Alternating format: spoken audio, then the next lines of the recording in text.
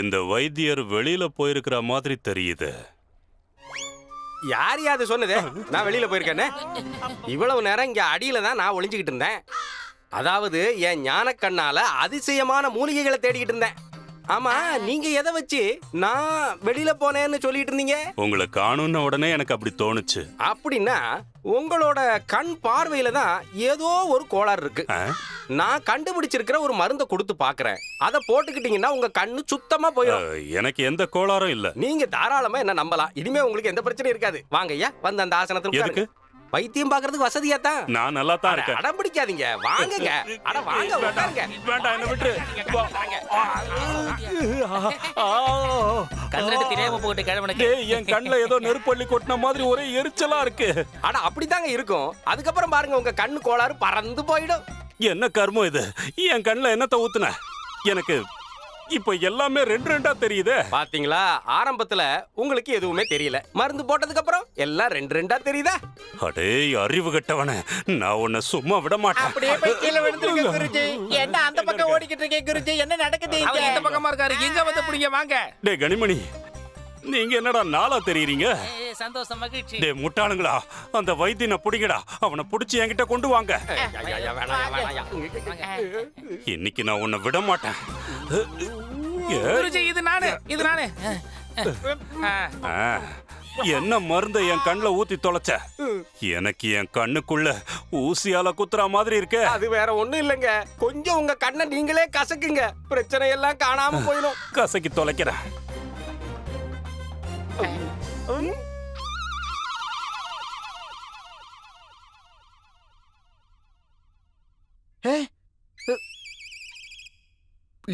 என்ன இது? ஏன் வாசக்கதவை பூட்டி வச்சிருக்க? நீங்க வெளிய போக கூடாதுன்னு தான். நீங்க வீட்டுக்கு வர வழியை மறந்துட்டா அதுக்கப்புறம் நான் உங்களை எங்க தேடுறது? ஆமா, லாமா நம்ம வீட்டுக்கு முன்னாடி இருக்க கிணல்ல மலர்ந்துட்டானா அதுக்குள்ள குளிச்சிடுவானே. சாரதா, திறவுகோல குடு.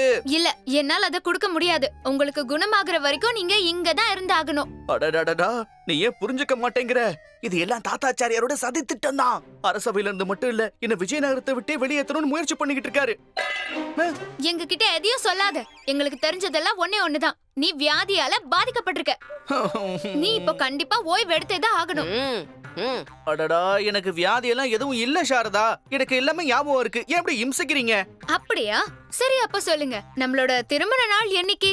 திருமண நாளா? அது அது வந்து அது இல்ல. லாமா, உன்னோட திருமண நாளுக்குள்ள உன்னால ஞாபகம் வச்சுக்க முடியலையா? சாரதா, இந்த லோகத்துல இருக்கிற பாதி புருஷன்மார்கள் அவங்க கல்யாண தேதியை மறந்துருப்பாங்க. அப்படியா? அப்போ எனக்கும் உங்க அப்பாக்கும் எப்ப கல்யாணம் நடந்ததுன்னு சொல்லு பாப்போம். என்ன, உனக்கும் எங்க அப்பாவுக்கும் நடந்த கல்யாண நாளா? அது இல்லங்க. அம்மா கேக்குறது இவங்களுக்கும் உங்க அப்பாக்கும் என்னைக்கு கல்யாணம் நடந்ததுன்னு. அத மட்டும் சொல்லிடுங்க, உங்களுக்கு ஞாபகம் மறதி இல்லன்னு நிரூபணம் ஆயிடும். எனக்கு ஞாபக மறதி தான் இருக்கு. அது மட்டும் கிடையாது, எனக்கு பைத்தியமும் முத்தி போயிடுச்சு. இது அதோட நிக்க போறதே இல்ல, என் மூளையும் வெடிச்சு செதற போகுது. இந்த கேள்விக்கெல்லாம் பதில் சொல்லிட்டு துக்கப்படுறதை விட நான் போய் தூங்க போறேன். அதான் எனக்கு சரியா வரும். அம்மா, அவருக்கு ஞாபக மறதி வியாதி இருக்குன்னு அவரே ஒத்துக்கிட்டாருமா?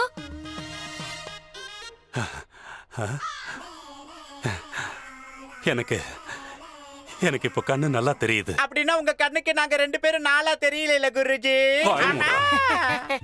இதுல இருந்து தெரியுது குருஜிக்கு எல்லாமே நல்லா தெரியுதுன்னு. குருஜி குறி தவறாம சரியா கண்ணத்திலே ஒண்ணு விட்டாரு. அழைத்தீர்களா குருநாதா? வைத்தியரு, நான் இப்போ சொல்ல போறத கவனமா கேட்டுக்க. மகாராஜா அந்த பண்டிதன் ராமகிருஷ்ணனுக்கு நீதான் வைத்தியம் பண்ணணும்னு உத்தரவு போட்டிருக்காரு. உனக்கு தெரியும்ல? ஏன் தெரியாது? அவர் தான் எனக்கும் தகவல் அனுப்பியிருந்தாரு. அவர் வைத்தியத்துக்கு தேவையான மருந்துகளை நானும் தயாரா வச்சிருக்கேன். கூடிய சீக்கிரமே அவரோட ஞாபக மறதி வியாதி பறந்து போயிடும். ஞாபக சக்தி அபாரமா வந்துடும். அப்படி நடக்க கூடாதுன்னு தான் நான் விரும்புறேன். அப்ப எதை பறக்க விடணும்? நீ பண்டிதன் ராமகிருஷ்ணனுக்கு என்ன மாதிரியான மருந்து கொடுக்கணும்னா, என்னைக்கும் அவனுக்கு ஞாபக சக்தி திரும்ப கூடாது. இப்போ இருக்கிற ஞாபக சக்தியும் அழிஞ்சு போயிடணும். இல்லைன்னா நான் உன்னை விஜயநகரத்துல இருந்து பறக்க விட்டுருவேன். இல்லைங்க அதெல்லாம் முடியாதுங்க. நான் அந்த மாதிரிலாம் செய்ய மாட்டேன். நான் சொன்ன மாதிரி நீ செஞ்சாகணும் வைத்தியரே. அப்படி நான் செய்ய வேண்டிய அவசியம் என்னங்க?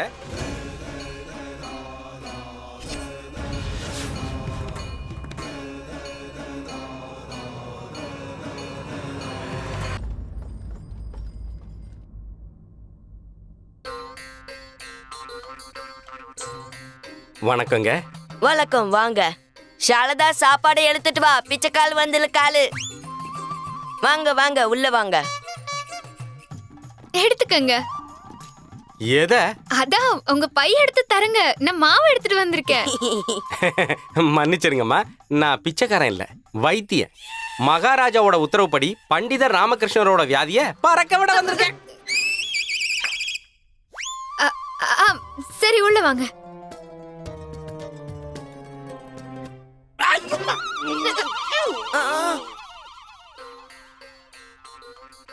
இந்த கொத்துமல்லி என்னோடது.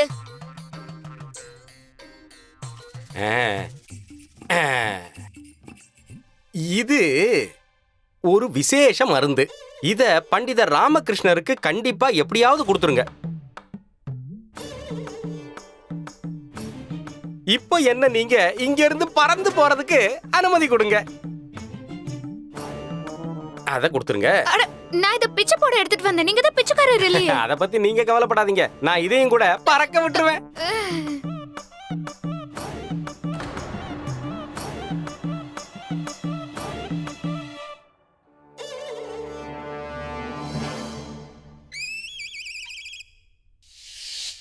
எழுந்துறீங்க. எதுக்கு என்ன இம்சை பண்ற? கொஞ்ச நேரம் தூங்க விடுறியா? நீங்க எழுந்துக்கிட்டு இந்த மருந்தை சாப்பிடுங்க. எனக்கு எந்த மருந்தும் வேண்டாம், நான் சாப்பிட மாட்டேன். உங்களுக்கு ரெண்டே வழிதான் இருக்கு. ஒண்ணு அம்மா கிட்ட அடி வாங்கி சாப்பிட போறீங்களா, இல்ல என்கிட்ட அன்பா வாங்கி சாப்பிட போறீங்களா? சீக்கிரம் முடிவெடுங்க, எழுந்துருங்க. உன் அழகான கையால நீ அன்போட விஷத்தை கொடுத்தா கூட நான் அதை அப்படியே சாப்பிடுவேன் சாரதா. குடு குடு. சாரதா மேல புதுசா அன்ப பொழியில. இவனை பார்த்தாலே வில்லங்கமா இருக்கு. இவனோட மொழிய பாலு. இவன் மருந்த சாப்பிட மாட்டான், நீயே பாலு. நானே இப்போ மண்டையில கொட்ட போறேன் பாரு. போடா இங்க, போடா. அவ்வளவுதான், சாப்பிட்டாச்சு.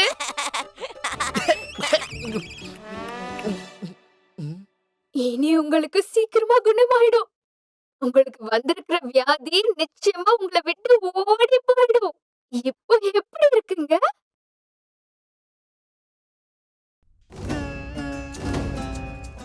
இந்நேரம் பண்டிதர் ராமகிருஷ்ணன் அந்த மருந்தை சாப்பிட்டிருப்பான். விடிஞ்சதும் இந்த தாத்தாச்சாரியாரை எதிர்த்ததுக்கான விளைவுகளை அவன் சந்திக்கத்தான் போறான். அவனோட 5 வருஷ நினைவுகள் அழிஞ்சு போயிருக்கும். அதுக்கப்புறம் உடனடியா விஜயநகரத்தை விட்டு மறுபடியும் தெனாலி கிராமத்துக்கே போயிடுவான். இனி அவனோட தொல்லை எனக்கு இருக்கவே இருக்காது.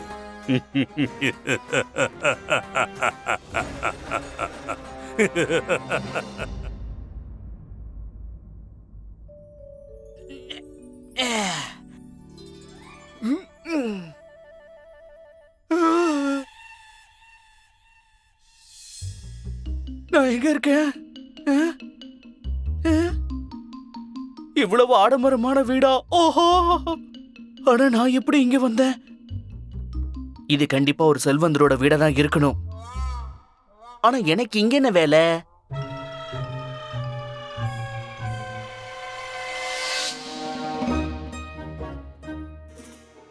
இந்த குண்டாப்பா இங்க எதுக்கு படுத்து தூங்கிட்டு இருக்கான்? அவன் வீட்டுக்கு போகாம. டே குண்டாப்பா, அடே குண்டப்பா, எழுந்துரு. அடே தடியா, எழுந்துடுறா. அடே, எப்படிடா ஒரே ராத்திரியில நீ இவ்வளவு பெரியவனா வளர்ந்த? சரி சரி, வா வா, நீங்க போயிடலாம், வா. சரி வா, போயிடலாம். நீ எனக்கு தூக்க வரல. ஓடி வா, ஓடி வா.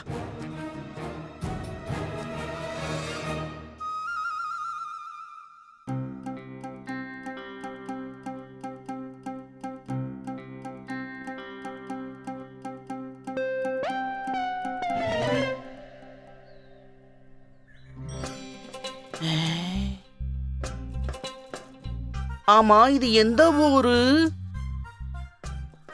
நம்ம தென்னாலி மாதிரியே தெரியலையே. அச்சச்சோ, நான் யாரோட ஆடைகளை போட்டுக்கிட்டு இருக்கேன்? ரொம்ப பிரமாதமா இருக்கே. ஏன் குண்டப்பா, இன்னைக்கு ஏதாவது பண்டிகையா? அட கிளவுலே, இவன் ஞாபகம் மழுதி அதிகமாயிடுச்சுன்னு நினைக்கல. இது தெனாலி கிராமம் கிடையாது, விஜயநகரம். விஜயநகரமா? ஆனா நாம எதுக்காக இந்த ஊருக்கு வந்தோம்? நாம இருக்கிறது தென்னாலியில தானே. ஐயோ, எனக்கு ஒண்ணுமே புரிய மாட்டேங்குதே. என்ன புரிய மாட்டேங்குது? முதல்ல தெனாலியில எப்படி வாழ்ந்தோமா அப்படிதான் விஜயநகர்லயும் வாழ்ந்துட்டு இருக்கோம். ஆமா, நீ எப்படி இவ்வளவு பெரியவனா வளர்ந்த? நேத்து நீ இவ்வளவுதானே இருந்த. லாமா, நம்ம தெனாலிய விட்டு விஜயநகருக்கு வந்துட்டோம். எதுக்கு? அம்மா வேற யார் வீட்லயே தூங்குறாங்களே. அச்சோ. லாமா, இது நம்மளோட வீடுதான். யோசிக்காம வீட்டுக்குள்ள வா, நீ நல்லா ஓய்வெடுத்தாகணும். வாலாமா. ஐயோ, வேண்டாம். நான் உடனே தென்னாலிக்கு போயாகணும். நடந்ததெல்லாம் சாரதா கிட்ட சொல்லணும். நான் காணணும் தெரிஞ்சா அவ ரொம்ப கவலைப்படுவா. சரியா? வா போலாம். சாரதா கிட்ட தானே போகணும். ஆமாமா, இப்பவே போகணும். சரி வா, நான் கூட்டிட்டு போல. வான்னு சொல்லல.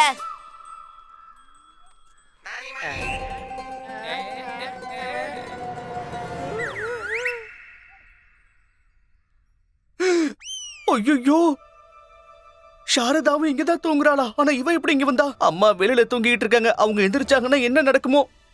சாரதா, ஐயோ, இது மட்டும் அம்மாக்கு தெரிஞ்சதுன்னா பிரச்சனை ஆயிடுமே. அட, அப்படி என்ன பெருசா பண்ணிடுவாங்க? 2-3 அடி அடிப்பாங்க, அவ்வளவுதானே. நீங்க அவங்களோட பையன் தானே. என்ன உளறிக்கிட்டு இருக்கா? ஐயோ சாரதா, சரியான நேரம் வரும்போது நம்ம உறவை பத்தி அம்மா கிட்ட நான் சொல்றேன். ஆனா இன்னொருத்தங்க வீட்ல இருக்கிறது ரொம்ப தப்பு. சீக்கிரம் எழுந்துரு. வா. இது நம்மளோட வீடு தான், நீங்க தூங்குங்க. நம்மளோட வீடா? ஏய், உன் கஞ்ச பிசினாரி அப்பா எப்ப இவ்வளவு பெரிய வீட்டை கட்டினா? அனவசியமா எங்க அப்பாவை பத்தி பேசுனீங்க, அவ்வளவுதான் சொல்லிட்டேன். இந்த வீடு நம்மளோடதுங்க, உங்களோடது, நம்ம எல்லாரோடது. நீங்க 2 பேரும் என்கிட்ட விளையாடுறீங்கல்ல? இவ்வளவு பெரிய வீடு நமக்கு சொந்தமானதுங்கிறீங்க எப்படி? இல்ல, ஏதோ தப்பு நடந்திருக்கு. நீ முதல்ல கிளம்பு, நாம நம்ம வீட்டுக்கு போகலாம். அங்க போனாதான் எனக்கு எல்லாம் தெளிவாகும். இங்க இருந்தா மண்டை குழம்பி போகுது. வா, எழுந்துரு, கிளம்பு.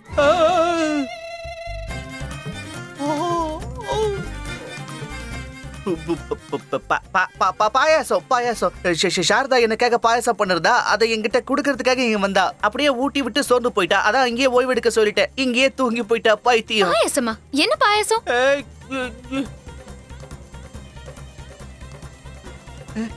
குண்டப்பா, இவன் ரொம்ப மோசமானவமா. மொத்த பாயாசத்தையும் குடிச்சிட்டான். அடே, அம்மாவுக்கு கொஞ்சமாவது மிச்சம் வைக்கணும்னு தோணாதா உனக்கு? அம்மா, இவருக்கு வியாதி ரொம்ப முத்திருச்சோன்னு தோணுதுமா. ரொம்ப விசித்திரமா பேசிட்டு இருக்காரு. இது நம்ம வீடே இல்லைன்னு சொல்றாரு.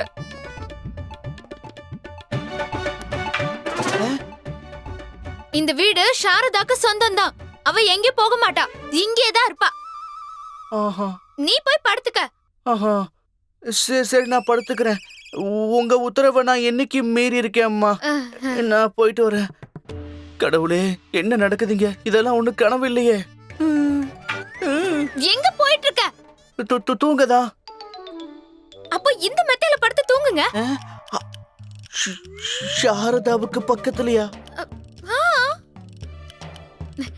அதான் அம்மாவே சொல்லிட்டு இருக்காங்கல்ல. அப்படியாம்மா?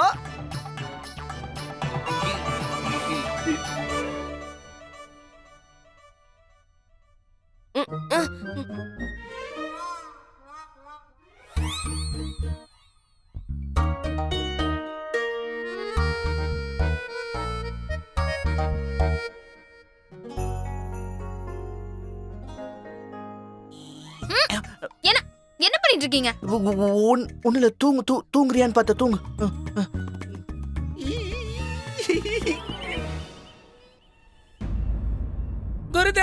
குருதேவா, நீங்க எங்க இருக்கீங்க? சீக்கிரமா வாங்க குருஜி, எங்க போய் தொலைஞ்சீங்க? எதுக்காகடா 2 பேரும் இப்போ இப்படி கத்திக்கிட்டு இருக்கீங்க? குருஜி, நாங்க 2 பேரும் உங்களுக்கு ஒரு சந்தோஷமான விஷயத்தை கொண்டு வந்திருக்கோம். முதல்ல பரிசு கொடுங்க.